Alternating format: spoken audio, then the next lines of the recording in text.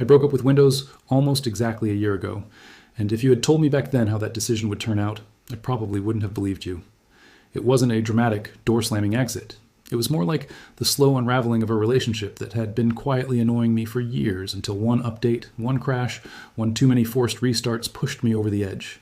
I had simply had enough of Windows doing things its way instead of mine, and so I dove headfirst into the wide, chaotic, and surprisingly welcoming world of Linux.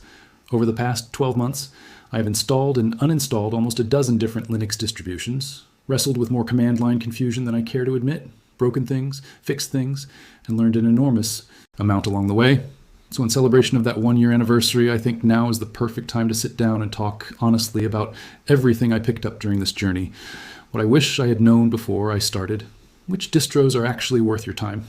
How much of your day-to-day life really has to involve the terminal? And of course, the question everyone eventually asks, is switching to Linux permanently actually worth it?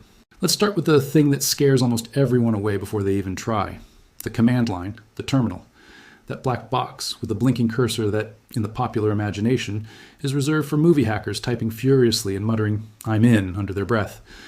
If you picture Linux and terminal window every single day just to check your email or watch a video, I have good news for you. You won't. Genuinely, you won't.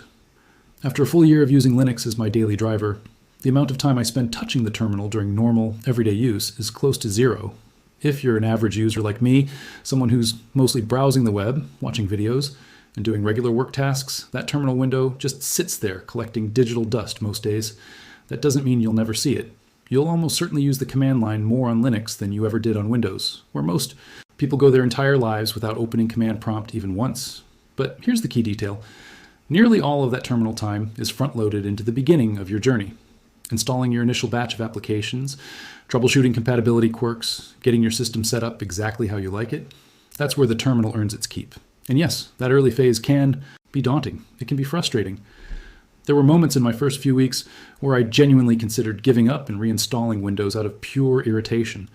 But there's a silver lining here that nobody really tells beginners. If you've used Windows for any meaningful chunk of your life, you already have the exact skill set you need to get through this.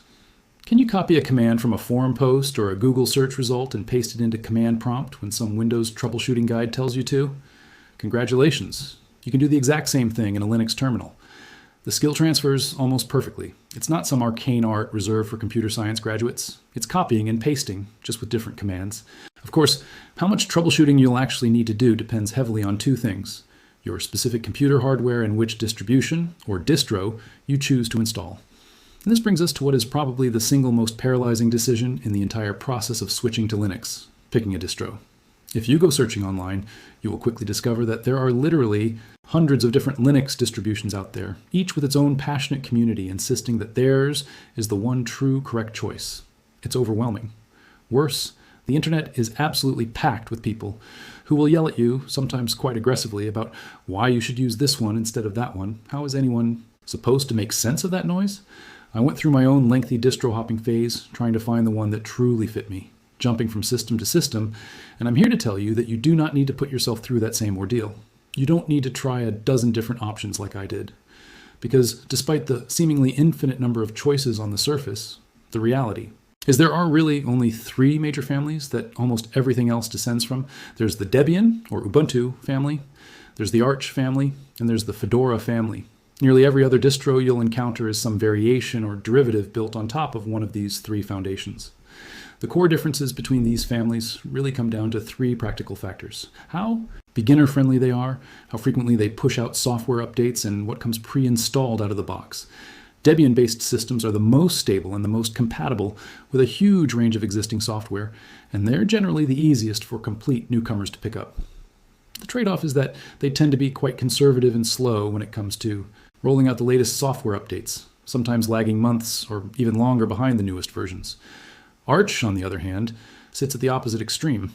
IT gives you the latest and greatest updates almost as soon as they're released, but it expects you to already understand how to use the terminal or to learn very quickly through trial by fire, because Arch does not hold your hand. And then there's Fedora, which carves out a sensible middle ground between the two.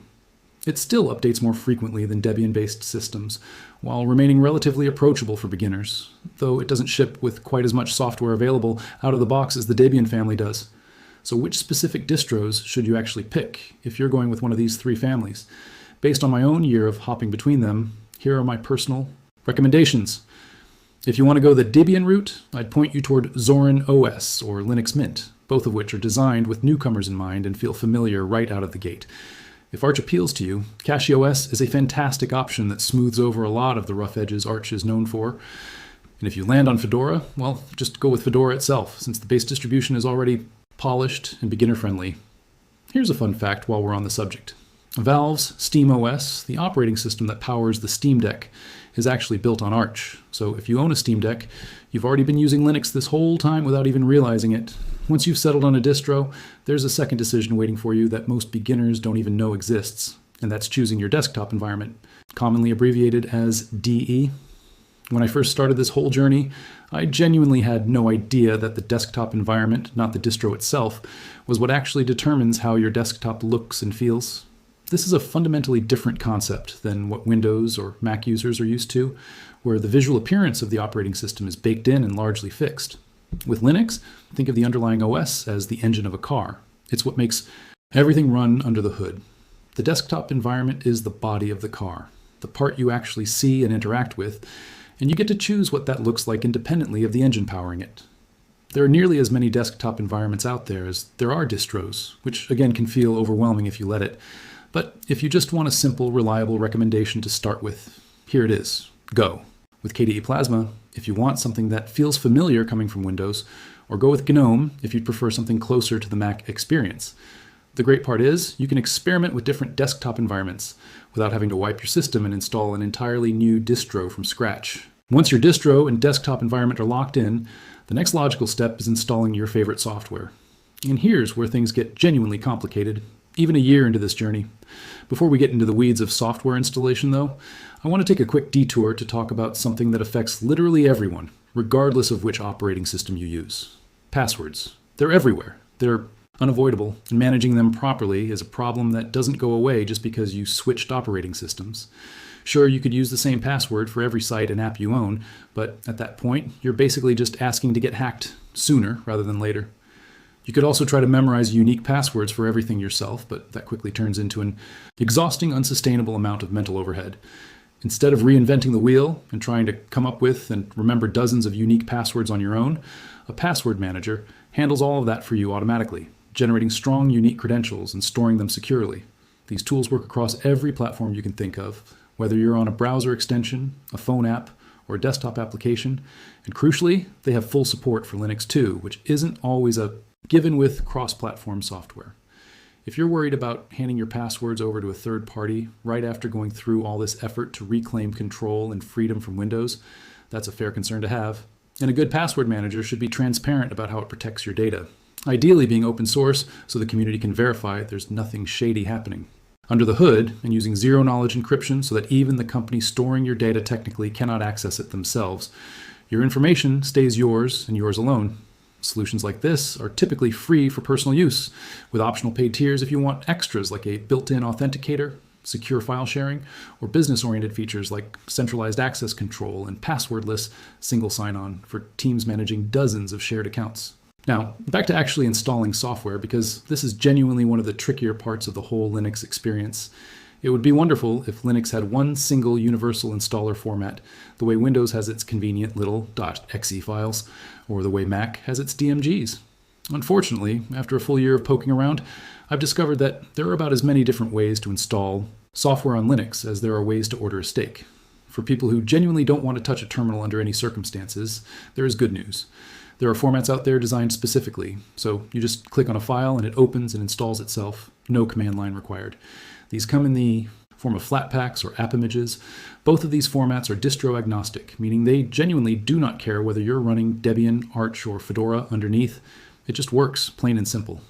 The downside is that these packages tend to take up significantly more storage space than if you installed the same piece of software through your distro's native command line package manager. Think of it like ordering furniture from IKEA, except every single item arrives with its own Allen wrench, its own cordless drill, and its own oversized cardboard packaging included. Once you've assembled everything, you're left surrounded by a pile of spare tools and packaging materials that just sit there taking up space you didn't really need to give up. That's essentially what happens when you rely heavily on Flatpaks and app images instead of native packages. When I first started this whole adventure, I deliberately stuck to these no terminal required installation methods because they felt safe and familiar. But as I got more comfortable and leveled up my skills, I actually came to prefer installing software directly through the command line. Not only does it take up considerably less disk space, but it's also far easier for your system to track and include in your regular software updates. You type a single command, hit enter, and boom, everything updates in one shot, rather than having to manually check a dozen different apps individually. That said, each distro family uses its own installation command and its own underlying software repository, which is essentially the store that the distro pulls its packages from. Arch-based systems use a tool called Pacman, while Debian-based systems use APT, and so on. When it comes to installing software through the terminal specifically, Arch-based distros have a particular advantage that genuinely puts them a cut above the rest, and that's something called the AUR, short for the Arch User Repository. This is honestly one of the biggest reasons Arch has built such a passionate and loyal following. As the name suggests, the AUR is a community-driven repository that literally anyone can submit software packages to, which means it offers an enormous, almost unmatched amount of software availability, and packages there tend to be among the most up-to-date you'll find anywhere. But here's the important caveat. Anyone can submit really does mean anyone, so you need to exercise some caution and common sense before installing random packages from it. You don't want to accidentally install something malicious, disguised as a legitimate program, no matter how tempting that free software sounds. If you're curious about how the AUR actually works in more technical detail, that's a topic worth exploring on its own once you're more comfortable with Arch-based systems like EndeavourOS. So at this point, let's say you've got your distro chosen, your desktop environment set up just the way you like it, and your software installed and running smoothly. But maybe your curiosity about Linux is still growing, or maybe you've run into a problem and started troubleshooting it online. Either way, there's a good chance you'll eventually stumble across a particular term that nobody seems to explain in a way that actually makes sense, and that term is kernel. Every single time I encountered this word during my research, it felt like nobody bothered to break it down in simple terms. The only thing I knew for certain going in was that it had nothing to do with popcorn. But given how often people online treat this word with such reverence, it had to be pretty important, so I dug in to figure out what a kernel actually is. Here's the explanation that finally made it click for me. Picture your entire computer as a giant mech suit. In order for that mech to actually do anything useful, you need a pilot sitting inside it, controlling all of its movements and systems. That pilot is your kernel. The kernel is the core piece of software that controls all the underlying mechanisms and hardware components inside your machine, overseeing things like your fingerprint reader, your webcam, your trackpad, and essentially every piece of hardware you interact with. If any application on your system needs to access that hardware, it has to go through the kernel first, almost like asking permission from the pilot before any part of the mech moves. This is exactly why, even though every Linux distro looks and feels different from the others in countless ways, they're all still fundamentally built on top of the same Linux kernel underneath. It might seem like a small technical detail, but once you start seeing this term thrown around constantly in forums, troubleshooting guides, and tech discussions, you naturally want to understand what people are actually talking about. And it's worth noting this concept isn't unique to Linux either. Windows has its own Windows kernel, and Mac has its own kernel as well. So this is a universal concept across every major operating system, not just some obscure Linux-specific quirk. But at the end of the day, there's something that matters to a huge number of people far more than which distro they pick, or how often they'll need to use the command line, and that's whether they can actually run the same programs on Linux that they were used to running on Windows. Here I have to give you both good news and bad news because the honest answer is genuinely mixed. The good news is that for big, popular mainstream software, things like OBS Studio or Blender, these projects are large and well-funded enough to maintain their own dedicated Linux versions that work flawlessly right out of the box. You install them just like you would on Windows, and they simply work as expected. The bad news kicks in once you start dealing with smaller, more niche software. Think about something like custom software for your specific keyboard brand, a particular emulator, or even productivity apps like Notion. These smaller programs are far more likely to give you a genuinely frustrating time because their developers simply don't have the resources or incentive to build and maintain a separate Linux version. Most people online will casually tell you, oh, it's fine, just use Wine or Bottles and you'll be all set. Wine and Bottles are compatibility. Layers, essentially software designed to translate Windows executable files so they can run on Linux systems. And I want to be completely honest with you here, rather than just repeating the optimistic narrative you'll find everywhere else. In my personal experience, these tools simply do not work reliably for a lot of the software I've tried to run through them. So what's left to do if wine and bottles let you down? Should you just give up and install Windows again? For some people, that genuinely ends up being the realistic answer they land on. A lot of people choose to use Linux as their primary daily driver while keeping Windows installed as a dual boot option, specifically for those outlier situations where Linux just can't get the job done yet. Other people take a different approach entirely and run Windows inside a virtual machine, essentially emulating an entire Windows installation while staying within their Linux environment the whole time. I'll admit, on the surface, that sounds like it somewhat defeats the entire purpose of leaving Windows behind in the first place, just to turn around and run it again inside a virtual box. But having lived with Linux as my daily driver on and off for a full year now, I can honestly tell you that the amount of software that truly, completely refuses to run on Linux in any form is actually pretty limited these days. These workaround solutions aren't really about running back to Windows with your tail between your legs. They're more like keeping a small occasional Windows butler tucked away in a closet that you wheel out, only for those rare specific tasks that genuinely require it. The rest of the time, you get to fully enjoy the freedom, the enhanced security, and the deep customizability that drew you to Linux in the first place. So after spending an entire year exploring every up and down this operating system has to offer, the question finally has to be answered directly. Is Linux actually worth switching to? Is it genuinely worth tossing? Aside years, or in some cases decades, of accumulated familiarity with Windows, all in the name of privacy and personal autonomy over your own machine. Honestly, my answer is that it depends entirely on who you are and what you need from your computer. If you're someone who is genuinely committed to leaving Windows behind, and you don't mind spending some time on problem solving, initial setup, and a bit of ongoing learning, then I can tell you with confidence that the process of switching to Linux has genuinely never been easier than it is right now in this exact moment. The tools, the communities, and the documentation have matured enormously even just over this past year. But I also have to be honest with you about the flip side.